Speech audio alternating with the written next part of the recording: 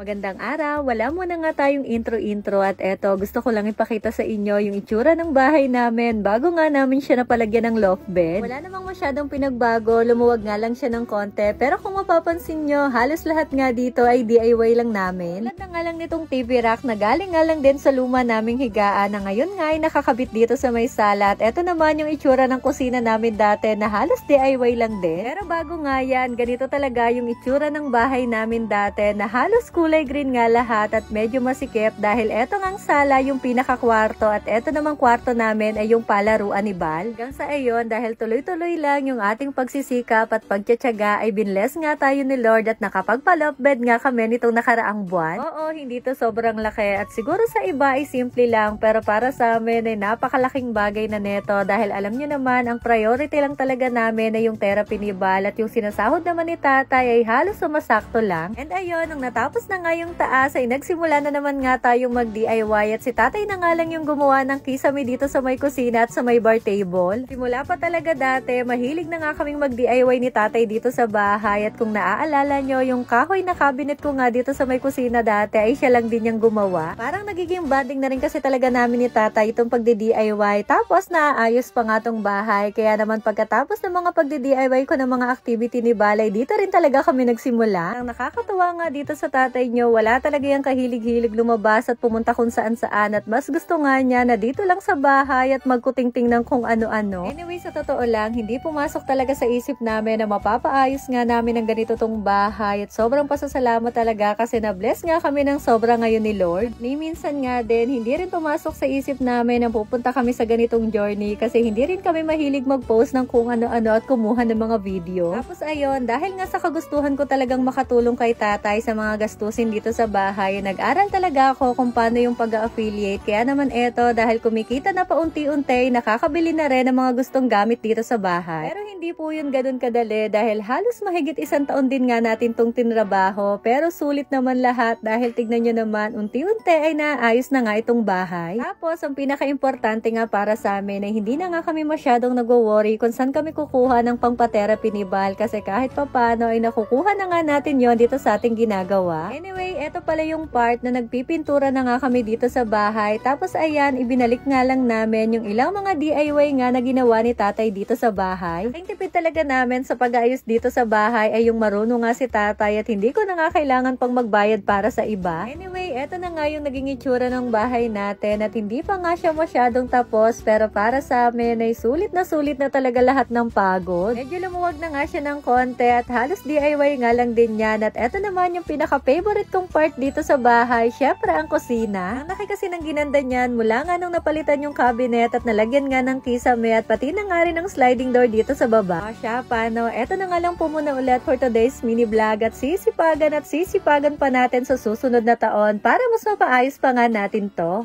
At ayun lang, salamat!